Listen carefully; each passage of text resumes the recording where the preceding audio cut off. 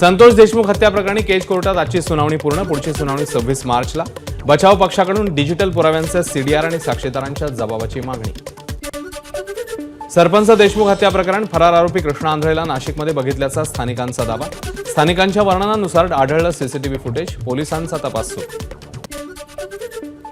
सुरेश धस यांचा कार्यकर्ता सतीश भोसलेला प्रयागराजमधून अटक. बीड पोलीस आणि उत्तर प्रदेश पोलिसांची संयुक्त कारवाई. सतीश भोसलेला उद्या बीडला आणलं जाणार. 6 दिवसानंतर प्रयागराजमधून सतीश भोसलेला अटक. पोलीस आजच ट्रान्झिट रिमांड घेणार. बीड पोलीस अधीक्षक नवनीत कावत यांची माहिती. सतीश भोसलेचा पाय आणखी खोलात. भोसले विरोधात एनडीपीएस कायद्याअंतर्गत कलम 20 नुसार गुन्हा दाखल. भोसलेच्या घरातून 8 मार्चला वन विभागाने केला होता गांजा जप्त. शिरूर कासार पोलीस ठाण्यात 3रा गुन्हा. पक्षश्रेष्ठींनी आमदार सुरेश धस यांना समज द्यावी.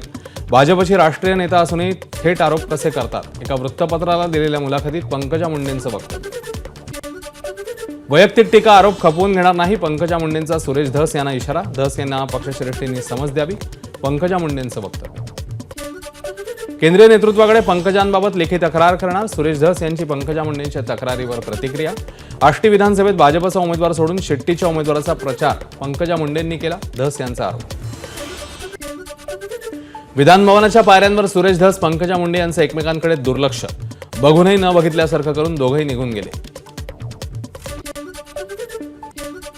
रत्नागिरी जिल्ह्यात पारंपरिक शिमगोत्सवाची लगबग. श्रीवर्धन तालुक्यातील बोर्ली भागात पारंपरिक नृत्य करत शिमगोत्सवापूर्वीचा खेळ.